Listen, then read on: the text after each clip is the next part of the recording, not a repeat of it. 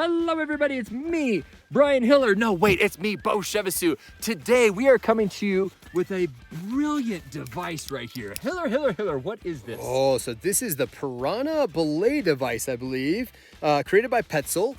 This is like version 1.0. There's some newer models out that are pretty sweet. And I'm not a professional, but I've been using this for years to help belay my buddies.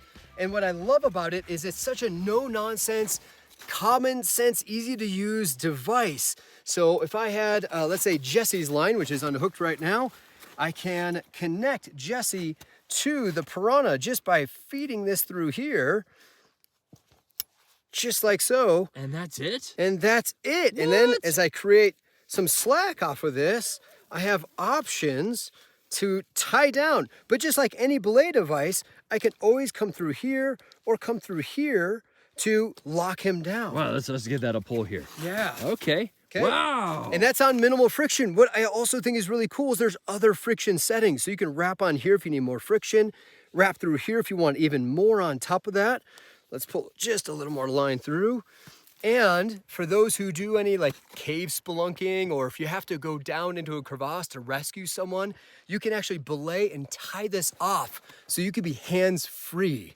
So you loop through here, come through here, a couple of throws, and then I've seen about 4 different tie-off styles. So sorry if this is not the style you prefer, but you come right through here and latch this off. Ooh, and now that seems pretty secure. I'm hands-free on this. I've been dangling off of my roof, for example, with this. Have you really? I've been dangling in other areas. Oh, wow. So it's nice that you can belay someone and you can belay yourself into a position, and you can tie off to assess someone in another position if you needed to. A brilliant little device. Yeah. And there's no moving parts. It's not necessarily mechanical, so to speak. It's just a correct piece of aluminum or titanium or whatever that is. Yes. My only critique I have, and honestly the newer models may have accommodated for this, the hole right here is really tight. I actually had to go through, I think, a dozen different carabiner sizes to find one that finally fit just right. And I had to refit on there, like almost applying like olive oil to it to make it work. Gotcha. But I've seen some newer styles out there, and I think the hole's a little larger. They just don't want it rattling around. So I get why they made it tight, but that's my only critique, is it took a lot of effort to get this on there. So prep it at home. And then a lot of people I've seen using these, they store it off to the side. They'll sling it over. That's turned upside down. But yeah, they'll sling it off to the side. I've been hiking for nearly 12 hours right now with this, and it's just ready to go. If anyone needed to be belayed, I could run it right in for it. Brilliant. Nice and easy, simple to set up. The only thing is you got to remember where your buddy is. Right now I got Beau's line on this. Oh, I got you. That's all.